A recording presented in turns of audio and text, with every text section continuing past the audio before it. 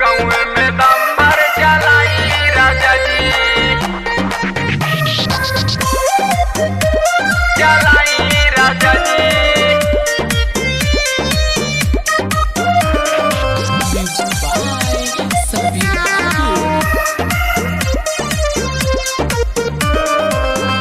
आगे लागे ऊपर पर सूरत के नौकरी, डर लागे कवनो पटाली ही छोकरी, डर लागे कवनो पटाली ही छोकरी। आगे लागे ऊपर पर सूरत के नौकरी, डर लागे कवनो पटाली ही छोकरी। हो जाई कंबर कमाई राजा जी, जाके उठाई एगो लोने टेम्पू, गाँव में दम भर चलाई राजा जी, जाके उठाई एगो लोने टेम्पू, गाँव में दम भर चलाई राजा जी,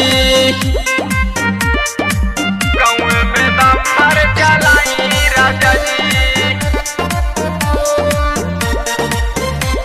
चलाई राजा जी।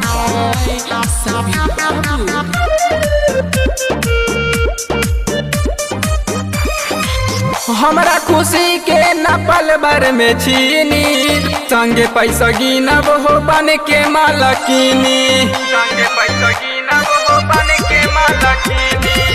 हमरा खुशी के न पल भर में छीनी, संगे पैसा गिनब हो बन के मालकिनी। बात मानी करी न टराई राजा जी, जाके उठाई एगो लोने टेम्पू, गाँव में दम भर चलाई राजा जी, जाके उठाई एगो लोने टेम्पू, गाँव में दम भर चलाई राजा जी, गाँव में दम भर चलाई राजा जी, चलाई राजा जी। जाना तानी बिजनेस ई होई ना फेल जी, चली बैटरी से लागी ना तेल जी, चली बैटरी से लागी ना तेल जी। जाना तानी बिजनेस ई होई ना फेल जी, चली बैटरी से लागी ना तेल जी।